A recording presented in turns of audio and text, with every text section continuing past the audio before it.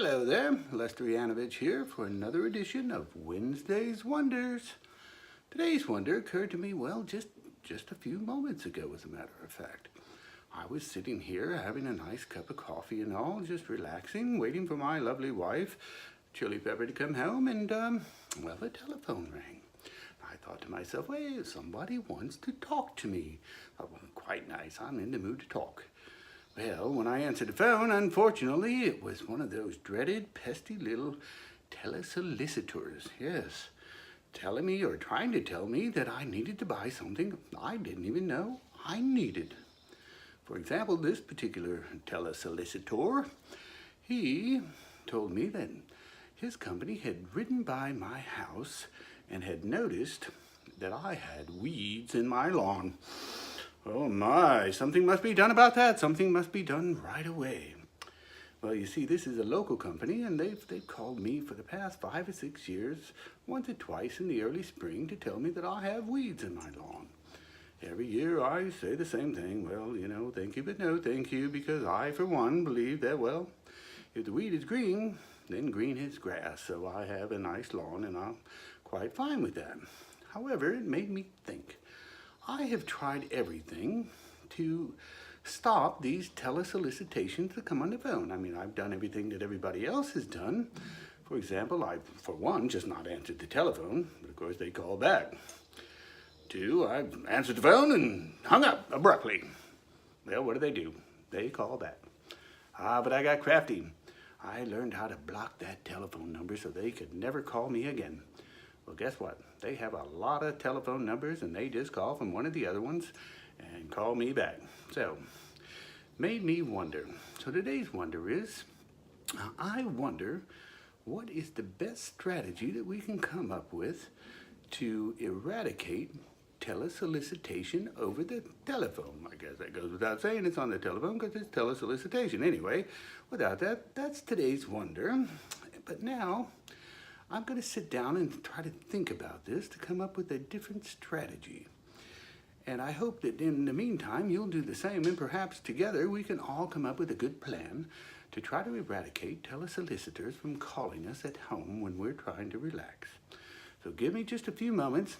I'll be back, and you, me, and the world will come up with a plan. See you in a few minutes. Well, I'm back, and while I was gone pondering this particular issue, it occurred to me that, well, these telesolicitors, they kind of have us at the disadvantage, if you know what I mean. I mean, we tend to play their game, and by that, they always win. So I think it's time that maybe we change our strategy some so that we have the advantage on them. Wouldn't that be fun? Let's see what we can do about that. You see, I came up with a new mnemonic device that might help us with my particular thoughts, and I hope you'll think about this and come up with your own mnemonic device so that we can understand what you're trying to say to us, or not just understand, but remember, most importantly. So I call my plan the DAP plan.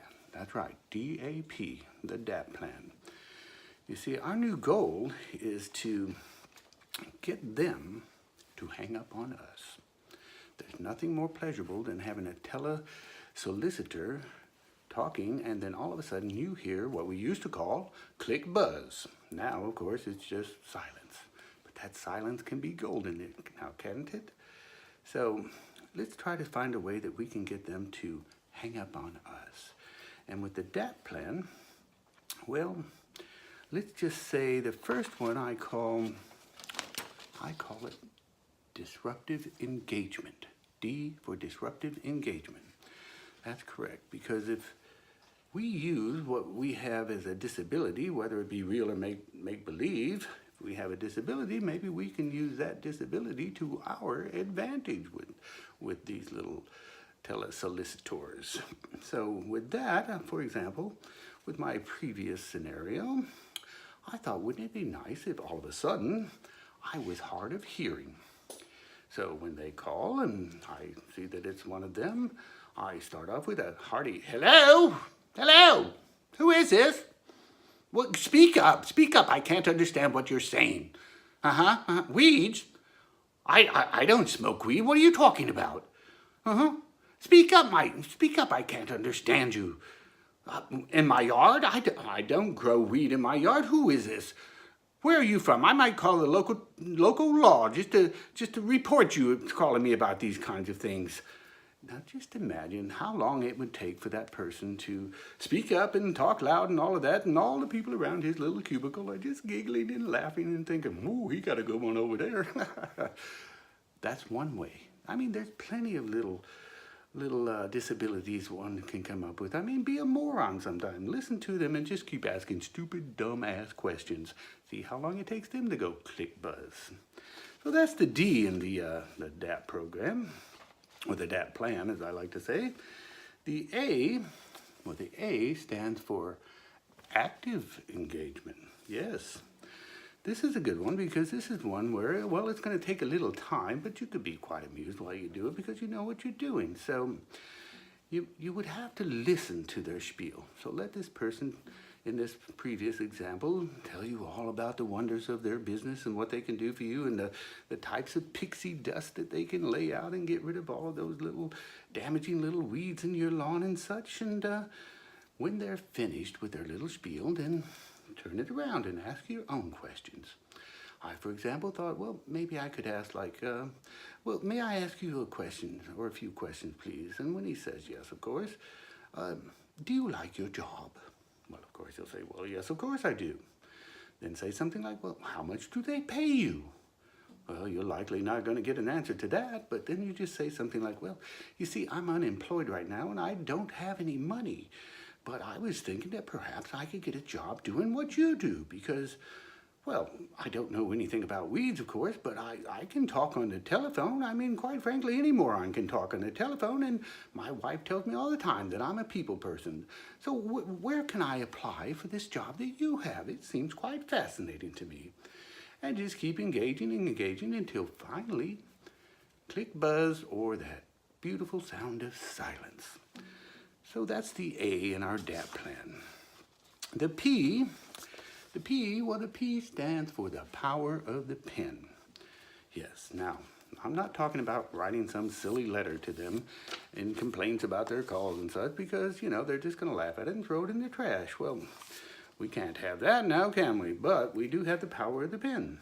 And by that I mean, for example, when they call, again, listen to a bit of their spiel, but then you act very interested in what they're saying. Say, now please hold on. I want to get all of this down so that I don't forget. Let me get a pen. I'll be right with you. So you go and spend a little time, maybe make you a fresh cocktail or something, and come back and say, oh, I'm here, I'm back. Please continue. Now, where were we? I need to get all of this information down. And once he starts talking a little bit more, hold on, please, hold on. This pen's not working. I'll be right with you, please. Don't hang up now. Please don't hang up. I'm very interested in your product. I'll be right back.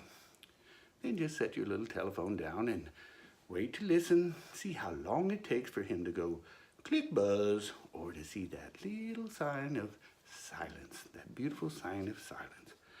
So those are three things that I'm thinking that, just as an example, that we can do to change the strategy on these telesolicitors. So I guess I would say, you know, I always do have a conclusion, is that, well, the first thing is, the only thing positive I can think of about a telesolicitor is, well, I think they're a lot like cockroaches. You know, when Armageddon has come and gone, I imagine there will be tens of thousands of them still running about the world looking for some sort of a telephone to find so that they can call somebody.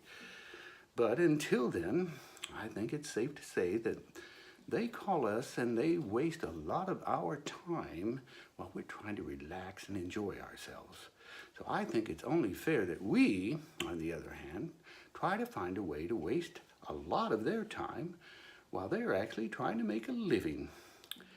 And the other thing, then my conclusion is that I've found out that they like to take notes in their little computerized systems so that they can tell all their cohorts what type of person you are before they call back so that they have the advantage again.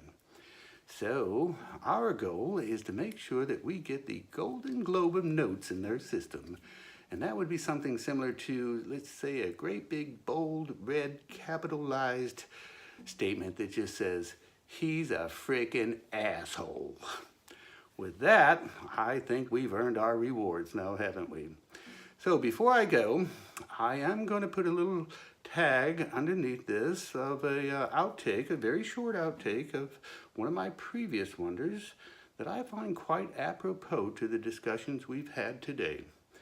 So until then, I'll see you next week for next week's Wednesday Wonder. I wonder what that'll be. Exactly right, but anyway, I do get some satisfaction in knowing that was my greatest wonder.